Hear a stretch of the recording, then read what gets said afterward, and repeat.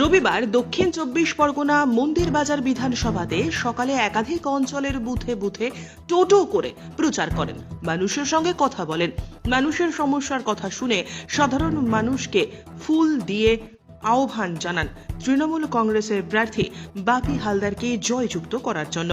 পাশাপাশি গঙ্গাসাগরে সুন্দরবন উন্নয়ন মন্ত্রী বঙ্কিমচন্দ্র হাজরার উদ্যোগে মথুরাপুর লোকসভা কেন্দ্রের তৃণমূল কংগ্রেসের প্রার্থী বাপি হালদারের সমর্থনে বর্ণাঢ্য মিছিলেরও আয়োজন করা হয় এদিন।